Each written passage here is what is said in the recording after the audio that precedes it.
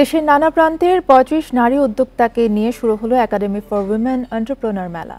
সকালে রাজধানীর বাড্ডার ব্র্যাক বিশ্ববিদ্যালয়ের ক্যাম্পাসে এর উদ্বোধন করেন যুক্তরাষ্ট্র দূতাবাসের ভারপ্রাপ্ত পাবলিক অ্যাফেয়ার্স কাউন্সিলর ব্রেন ফ্ল্যানিগান। উদ্বোধনী অনুষ্ঠানে ব্রেন ফ্ল্যানিগান বলেন, নারী উদ্যোক্তারা বাংলাদেশের অর্থনীতিতে বড় ভূমিকা রাখছে। ভবিষ্যতে তারা আরও বড় ভূমিকা রাখবে বলেও আশাবাদী তিনি। এখন জন্ম সনদ দিয়ে খোলো বিকাশ স্টুডেন্ট অ্যাকাউন্ট, নিজের বিকাশ নিজে কর।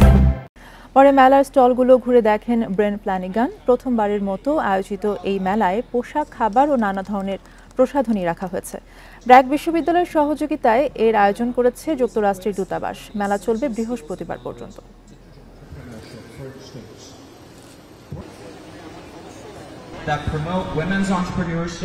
নারী উদ্যোক্তারা অর্থনীতিতে বড় ভূমিকা রাখছে। তাদের নতুন নতুন উদ্যোগে ব্যবসা খাতে নবদিগন্তের সূচনা হচ্ছে।